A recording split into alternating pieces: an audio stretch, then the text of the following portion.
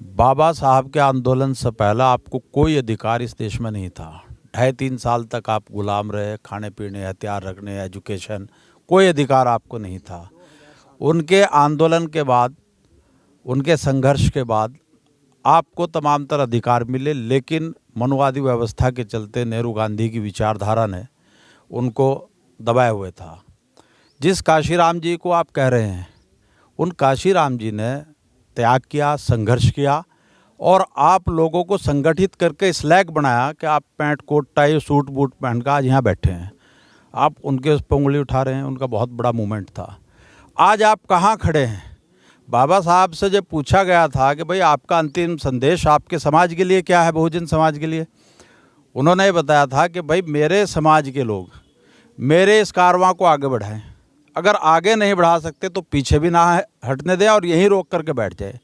आज लगातार बहुजन समाज के एक बड़े वर्ग ऐसी समाज पर लगातार जो है मनुवाद का हथौड़ा चल रहा है, संविधान को ख़त्म किया जा रहा है और आप तमाम टुकड़ों में बट करके कि मैं सही हूँ, मैं सही हूँ, वामन मेश्राम गलत है, पवार साहब सही। इस तरीके से आपका कैसे काम चलेगा? आप तो इसी टुकड़ों में बटते रहोगे और आपका सत्यानाश होता रहेगा और समाज आपके इन 26-27 वामसेप के टुकड़ों से भ्रमित हो रहा है। वो किसको सही मानना है? आपको सही मानना है, आपको मानना है, वामन मेश्राम जी को मानना है। मैं तो आज पहली बार आप लोगों को देख रहा हूँ, जबकि वामन मेश्राम के नेतृत्व में जो वामसेप चल रही है, वहाँ इंडियन लॉयर एसोसिएशन है, दुनिया भर के संगठन उन्होंने बना दिए, राष्ट्रीय मुस्लिम मोर्चा बना दिया। तो अब आप अपना आपको कहाँ मान रहे हैं और इस मनुवादी व्यवस्था पे आप किस तरीके से इससे लड़ेंगे?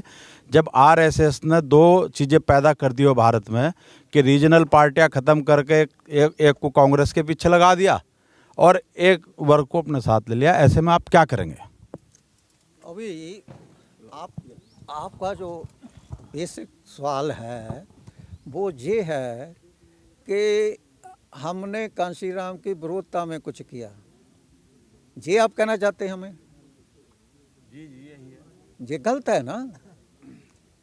हम उन्होंने जोड़ा था, आप टूट करके नहीं, आपका सवाल जो हमने क्लैरिफिकेशन दी है कि कांशीराम क्या करता है, उसने बहुत कुछ किया। ये 1986 तक है, उसने बहुत कुछ किया। कांशीराम जी चले गए, मौजूदा सुनिए जरा मेरे 1986 तक कांशीराम ने बहुत कुछ किया। उसके बाद जो किया वो आपको मालूम नहीं है, ठीक है। और 2002 में जब हमने ये वामसेप के बारे में सब वर्कर्स को इकट्ठा कर ये बात कही भी अब क्या करना है, और उस समय कांशीराम कहाँ थे ये आपको मालूम होना चाहिए।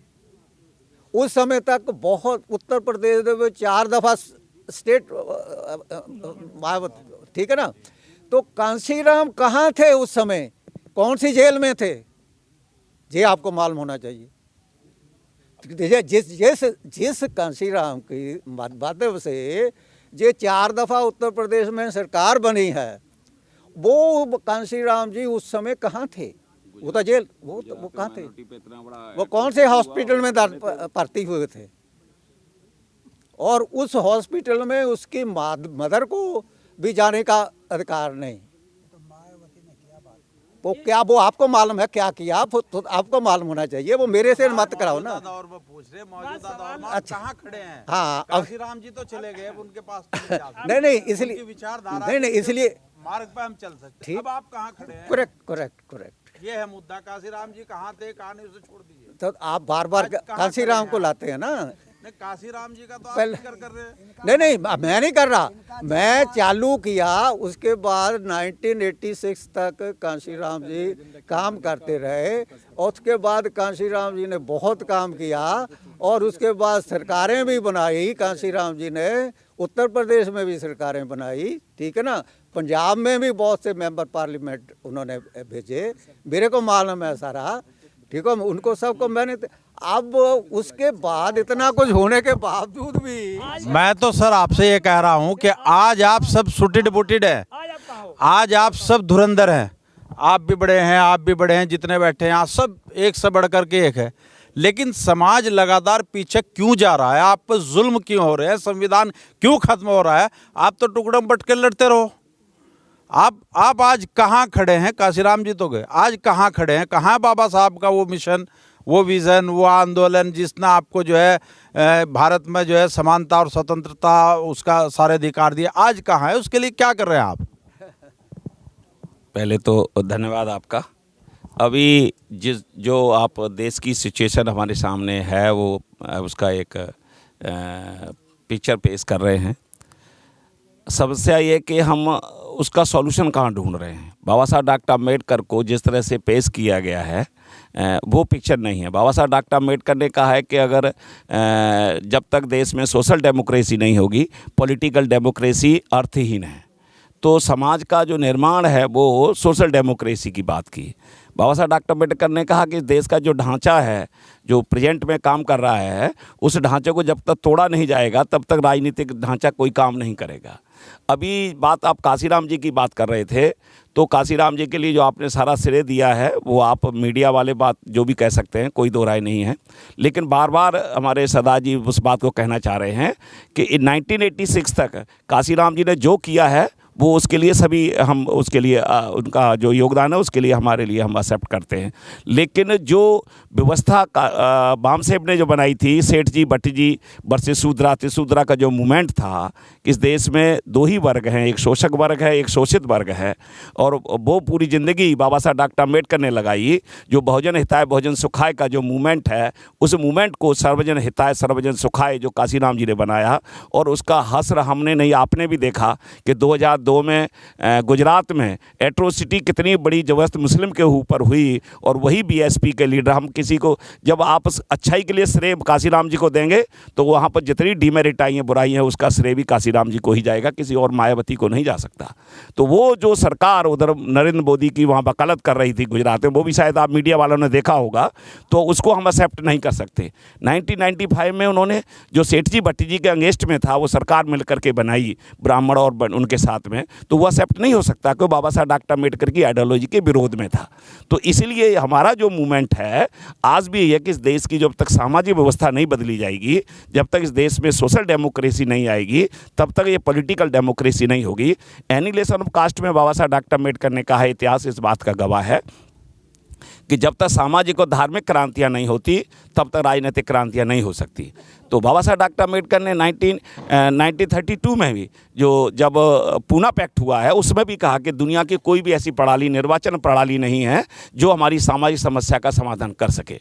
लेकिन आज हम जिस उपाय को लेकर के आए हैं, जो आज हमने एक रास्ता बनाया है, इस रास्ते पर चलकर हम जरूर एक सम्मानजनक स्थान पा सकते हैं। और वो इसके लिए जिम्मेदारी दी कि जो पढ़े लिखे लोग हैं, जो इस व्यवस्था से हमें एजुकेशन में जो रिजर्वेशन मिल गया है, एजुकेशन में पढ़ने का राइट जो मिल गया है, इससे पढ़े लिखे लोग जब तैयार होंगे तो इन देश में जो मनुवादी स्मृतियों के आधार पर जो कानून बने हुए हैं जिससे समाज का संचालन हो रहा है, उनको पढ़ेंगे और पढ़े लिख करके जब अपना रोल अदा करेंगे तो हिंदू धर्म के लिए एक बहुत बड़ा खतरा पैदा हो जाएगा। बाबा साहब डॉक्टर अम्बेडकर ने एक लाइन खींच दी इस देश में, राष्ट्रपिता ज्योतिराव फुले ने सेठ जी भट्ट जी वर्सेस शूद्रा तिशूद्रा की एक लाइन खींची, तो काशीराम जी ने उस लाइन को मिटाने का काम किया है। वो सर्वजन हिताय सर्वजन सुखाय की बात करके, तो ये गलत बात आप कह रहे हैं। ये उन्हीं के रहते हुए, उनके जिंदा रहते हुए ये बात हुई थी। चलो ठीक है, ओके, आपका इशू नहीं है।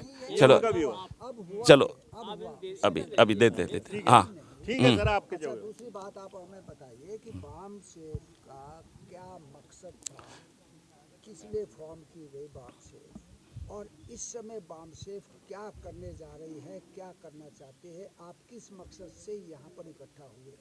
बाम सेव का इस देश में सामाजिक परिवर्तन, सोशल चेंज लाना मकसद है, उसी के लिए बनी थी। जो समाज के पढ़े लिखे लोग हैं, जिनकी उम्मीदें बाबा साहब डॉक्टर अम्बेडकर ने लगाई थी कि ये देश के जो पढ़े लिखे लोग, बहुजन समाज के SC ST OBC के पढ़ लिख करके जाएंगे तो इस देश की सामाजिक व्यवस्था के लिए खतरा बनेंगे, उनको लिए समझाने का काम करेंगे। इस देश में बाम सेव भी सोशल अवेकनिंग का काम कर रही है। और इस देश में जब तक सोशल चेंज नहीं आएगा, इस देश की जो एट्रोसिटी जो आप देख रहे हैं, बहुत सारी देश का संविधान खतरे में, जो भी आप देख रहे हैं, इस समस्या का, सभी समस्या का समाधान जो है वो सोशल डेमोक्रेसी से है। और सोशल डेमोक्रेसी तभी स्टेब्लिश होगी होगी जब इस देश की जो प्रीवैलेंट सोशल सिस्टम है, जो मनवादी व्यवस्था पर टिका हुआ है, कास्ट बेस्ड सोशल सिस्टम पर टिका है, जब वो टूटेगा और तोड़ने के लिए जो लोग इस व्यवस्था के जो भुक्तभोगी लोग हैं वही उसके लिए जिम्मेदार हैं, वही तोड़ने का काम करें। हाँ, लीजिए। हालांकि सीनियर हमारे लीडर से उन्होंने बता दिया है, लेकिन जो मुख्य बात उठ के आ रही कि बामसिप के बारे में जो मतलब कि भिन्नता है कि 50 टुकड़े 58 टुकड़े ऐसे लोग बोलते हैं मानव इस्लाम से लेकर के, ये परिस्थितियाँ देश में क्योंकि विचारशीलता वाला संगठन है और एक साधारण भाषा में बोले तो बामसेप एक यूनिवर्सिटी के तरह ही काम करता है। यहाँ पे लोग अपने थॉट प्रोसेस को तैयार करते हैं, अपने आप को as per the doctor B R Ambedkar ji और फुले साहब के अनुसार करते हैं। हम जो चिंतन यहाँ पे लेके बैठे हैं स्नेह मिलन के नाम पे आधार पे जो मिले हैं कि जो सीनियर साथियों ने जो बहुत सारी मेहनत की है और इस बामसेप के जो वैचारिक संगठन को खड़ा किया है, इसकी विचारशीलता का जो उद्देश्य था क्या वो लोगों तक पहुँच पाया है, और जिन मुद्दों को लेकर ये संगठन बनाया गया था सामाजिक परिवर्तन की मुहिम को लेकर के, क्या हम उसको पूरा कर पाए हैं और असफल क्यों हुए हैं। अब आप बोलेंगे कि मैं भी क्योंकि मेरे सीनियर साथी बैठे हैं, लेकिन बामसेप को क्लैरिफाई करना बहुत ज़रूरी है। कई विकटों से बामसेप गुजरता है, हमारे बीच में बहुत सारे वैचारिक मतभेद हो भी सकते हैं, लेकिन जो रजिस्ट्रेशन करना एक जो प्रक्रिया है हमारी, उसके आधार पर अगर देखें तो बामसेप बहुमत के आधार पर काम करता है। इसकी केंद्रीय कार्यकारिणी होती है, इसके द्वारा निर्णय किए जाते हैं और केंद्रीय कार्यकारिणी तय करते ही कौन उसका प्रेसिडेंट होगा, कौन उसका जनरल कैबिनेट के तरह काम करेगा। देश में हमारे है कि अब आप बोलेंगे कि मेरे सारे साथी बैठे सॉरी कहते हुए मुझे अच्छा लग रहा, लेकिन एक बामसेप को रिप्रेजेंट मैं खुद कर रहा हूँ।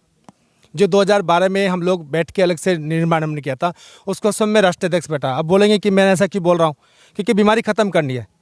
बीमारी ख़त्म करने के लिए मिशन का हमने एजेंडा बनाया कि हम मिलकर एक साथ बैठे।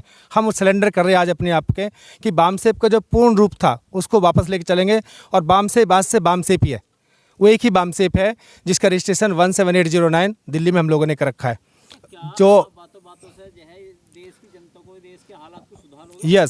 यस इसका यह है कि बाम्स किलर एजेंडा आप देख रहे हैं, कितना चेंज देखा आपने। आप देख रहे हैं इस देश में बहुजन सरकार बामसेप ने बना दी है। आप देख रहे हैं इस देश में दलित जिसको नाम देते हैं आप लोग, राष्ट्रपति तक बामसेप ने बना दिया है। क्या आप 86 से पहले का इतिहास देखते होंगे?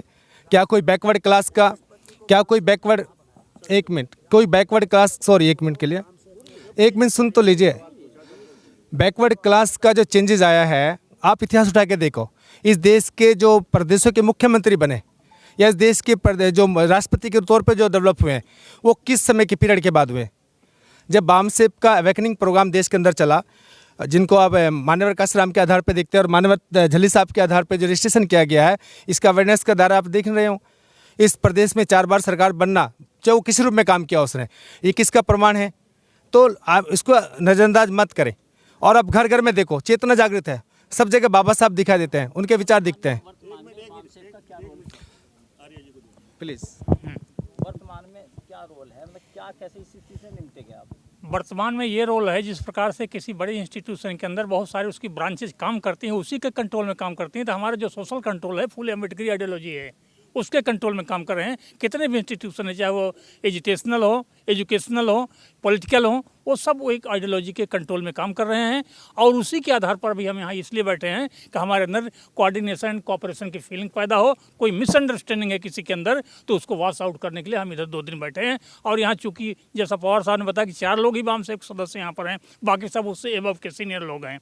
तो अभी उन लोगों का एक्सपीरियंस जो है वो अनबायस्ड लोग हैं, अभी यहाँ बैठे हैं। तो ये जो हमारे बीच में मिसअंडरस्टैंडिंग पैदा हुई है, अभी उसको वॉश आउट करके तब यहाँ से जाएंगे। और जो बामसेप पहले चल रही थी, आज हमारे पास में बहुत वास्ट, भारत में इससे बड़ा तजुर्बा किसी संगठन के पास नहीं है भारत की धरती पर।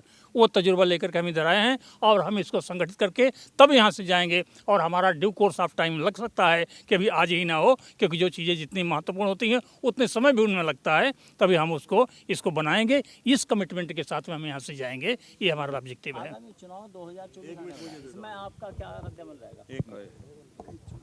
हाँ जी, 2024 देखिए डॉक्टर साहब, चुनाव तो हमारा मुद्दा नहीं है, लेकिन आप क्या देखते हैं? सुनिए साहब, सुन लीजिए साहब, आज जो स्टेटमेंट आप सुनते हैं कि साहब वो जो राम के बारे में या भगवान के बारे में या देवी देवताओं के बारे में आप क्या सोच रहे, उनको अपने सा कल आ गई? ये हमारा किया हुआ ग्राउंड वर्क है, जो पॉलिटिशियन के मुंह से आप सुन रहे हैं। और ये तो सुनना भी आरंभ किया है आपने। जो गलतफहमियां हैं, जो गलत सूचनाएं हैं, जो फैलाया हुआ है गंद, वो सारी दूर होगी। इस संगठन के बेसिक काम के कारण दूर होगी। हमने ये नहीं है हमारा उद्देश्य कि हम, वो पहले भी बोला, राठौड़ भी बोल रहे थे उस समय जब आप आए, हमारा एमएलए एमपी बनना मकसद नहीं है, हमारे पार्टियां सक्सेस होना हमारा मकसद नहीं है। हम ये मानते हैं कि कोई ज़रूरी नहीं है कि हमारे समाज के नेता हमारे समाज के हित में काम कर रहे हों, ये संभव नहीं है। क्योंकि आज की जो परिस्थिति है राजनीति के बारे में आप बहुत अच्छी तरह से जानते हैं। कोई भी आदमी, कोई भी सांसद, कोई भी विधायक इस योग्य नहीं है कि वो अपने मन की भी बात कह सके। वो उस विचारधारा से प्रेरित होकर के या उस खूंटे से जिससे बंधा हुआ उसके हिसाब से बोलता है। उसको भूल जाइए। हमारा काम बेसिक चीज़ जो गलतफहमियां हैं उसको दूर करना है। क्योंकि वो जो आप जिसकी मनुवाद की बात कर रहे हैं, ब्राह्मणवाद की बात कर रहे हैं, ब्राह्मण की बात कर रहे हैं, ये उनको अपने हित का साधना ये उनका काम है। कोई भी ब्राह्मण है, बनिया है, ठाकुर है या आरएसएस का आदमी है, उसका अपना हित देखना उसका काम है। हम उसको नहीं कर सकते कुछ भी। लेकिन हमें अपना हित देखना, हमारे समाज का हित देखना, हमारे देश का हित देखना, ये हमारा काम है। और हम अपने आप को ठीक कर रहे हैं और हम ठीक बहुत हालत तक कर चुके हैं और उस तरफ हम बढ़ चले हैं और उस कारवां को कोई रोक नहीं पाएगा। इसका मतलब यह है